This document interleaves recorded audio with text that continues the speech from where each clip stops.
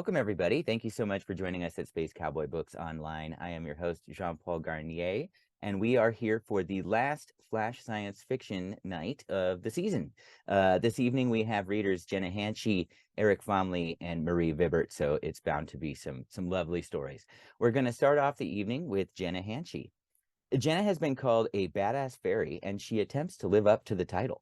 Her fiction has been shortlisted for a British Science Fiction Award and appears in Nature, If There's Anyone Left, and Radon, among other venues. She's a narrator for our very own Simultaneous Times podcast, which has also been shortlisted for British Fantasy Ignite Awards, and co-hosts the podcast Griots and Galaxies on African science fiction and fantasy. I'm going to hand it over to her to read A Locked Box Bound with Chains Buried 6 Feet Deep, which appeared in If There's Anyone Left, Volume 4. I'm going to hand it over to Jenna. A locked box bound with chains buried 6 feet deep. He took part of me when he left, he said, and hid it in a locked box bound with chains buried 6 feet deep. I should have screamed or smashed something or cried when he told me. I knew he meant it. He was certainly capable, both in power and personality. But all I could manage was, which part? Words slipping out between mouthfuls of salad. If I looked up, I might lose my nerve. He was supposed to be gone by now. I'm sure you'll find out soon enough. His smirk of a magical signature carried on the airways back from the entry. The door sealed with a flick of his finger and the soft kiss of the latch. I held myself stiff as iron as the world moved on. Measured bites consumed all the food. Careful hands washed the dishes, and exacting steps carried me to the door, where I turned the new deadbolt before moving upstairs to the shower. Under the heat of the water, I melted, body molding into the shape of the tub. Salt mixed with the flow from the tap, wearing the bar of soap sitting uselessly in my palm down to a thin slice. So breakable now, what had once been solid. The water ran cold. I turned it off, but not before the chill had sunk into my veins. How was I supposed to search for something I didn't even recognize was missing? The following day, I inventoried pieces of myself, though I didn't quite know how to start. My own powers weren't so physical, so masterful as his. I read feelings and connections, fields of emotional energies surrounding and pulsating and responding to my deft touch, feeding in power or pulling some back, never controlling, forcing, taking. And I was never as good at regulating my own fields as softening those of others. My initial sense of myself that morning was an entire body aflame. I needed help. Hey, how you hanging in there? Simply hearing my best friend's voice, far away as it was, made my eyes well up again. He's gone. It's done. I could hear her inhale to begin congratulating me, so I quickly added, but he said he took a piece of me with him. Tracy, part of me is gone. Don't panic, she interrupted.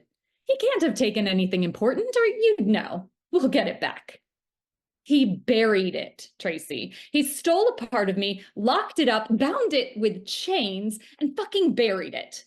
Doesn't that scream important? He just wants to have some hold over you. It doesn't matter if it's important.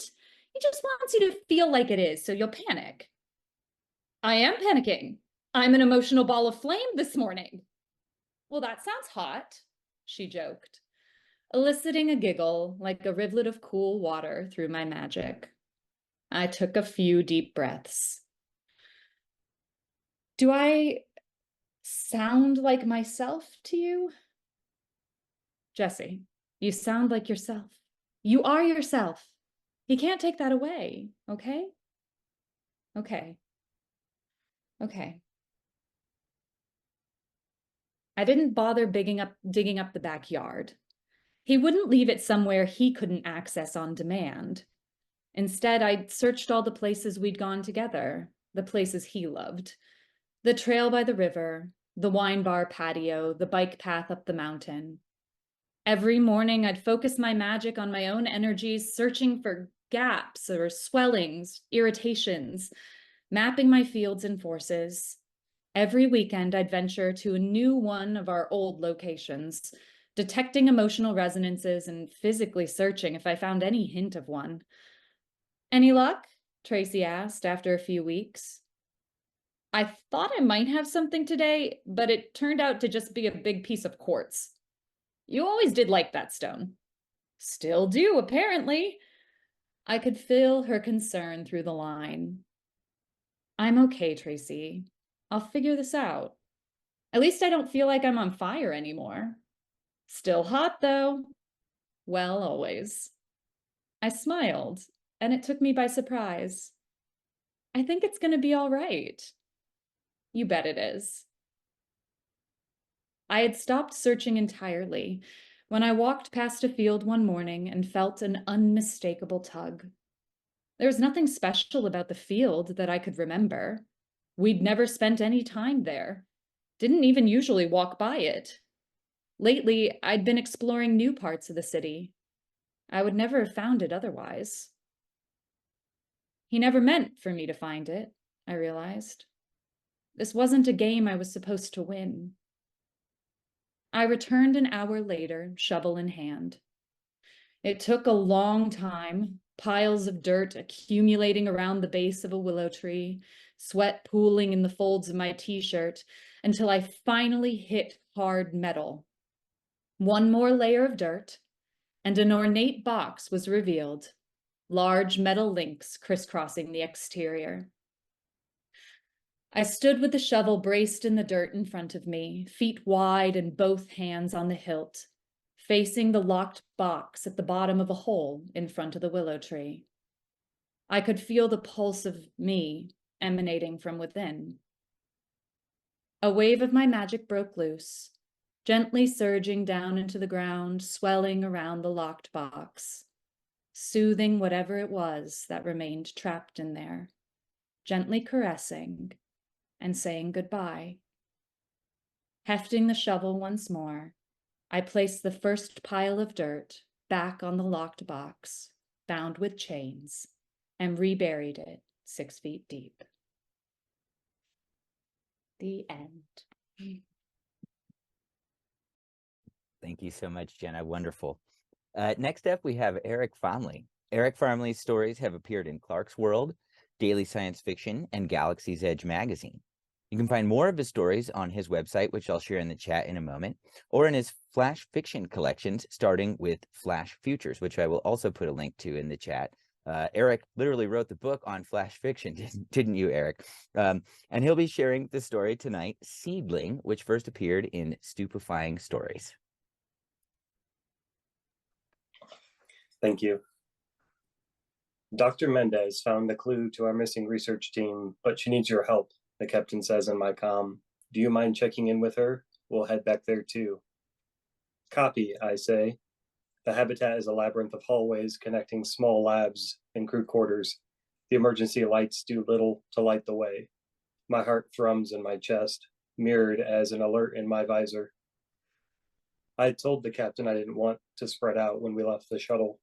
The air on this planet is not healthy to breathe. The flora outside the habitat's windows looks dense and twisted. Anything could have happened to the research team. He told me I was skittish. I find the doctor's biosign and traverse the narrow halls. You need a botanist? I ask, as I step from the narrow corridor into one of the habitat's small labs. Dr. Mendez doesn't respond. She leans over a prone human in an orange environmental suit. When I step closer, I notice the faceplate is shattered. A purple bioluminescent flower bursts from where the victim's face should have been. My guts twist. What the hell is that? I was hoping you might be able to tell me, she says. Her scanner band bounces between peaks and valleys. I tighten the muscles in my stomach, willing myself not to puke, and kneel beside the victim. The flower has 4 long leaves with a central bud. It pulses, the phosphorescent glow more intense every 3rd or 4th second, almost like breathing. That's when I notice the rise and fall of the victim's stomach. Oh my God, are they still alive? Mendez meets my gaze. She looks spooked, like I've never seen her. It unsettles me more than whatever lies between us. Something is, but I can't make heads or tails of it. The vitals I'm getting don't make any sense. I wanted to know your thoughts as we're dealing with something from both our backgrounds. I nod, close my eyes, and suck in a breath of filtered air to clear my mind. When I open them, I grab my own scanner from my pouch. The readings are bizarre, but my device is different from Mendez's. It seems to have a mix of human DNA, but the structure in the body is changing. Its roots feed on the victim's veins, worming their way deeper into the circulatory system. I stop and look at a patch of floor away from the victim to keep my breakfast down. I came to the same conclusion, Mendez says. So what we're dealing with is no longer human, but not quite plant. It's an all new creature.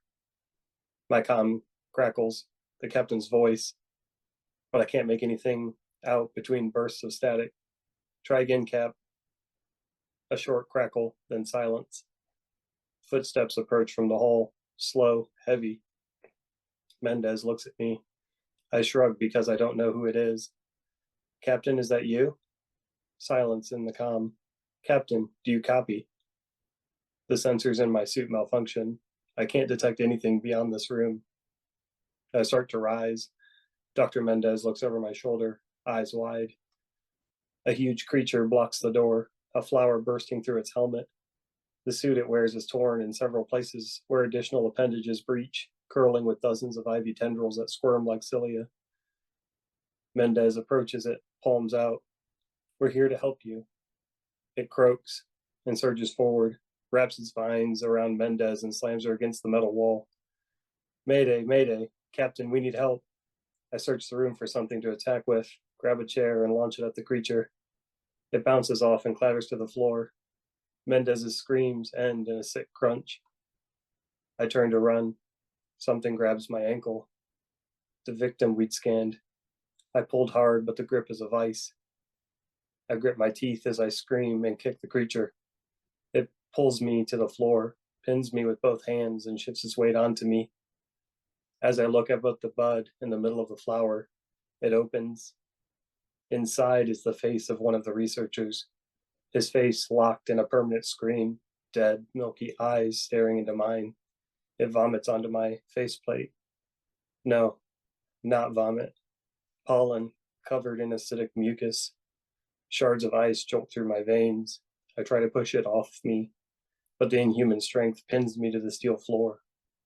I gasp in the cool air until the mucus on the faceplate starts to sizzle, and the fresh, cool air turns bitter. The pollen enters my lungs. I scream and close my eyes.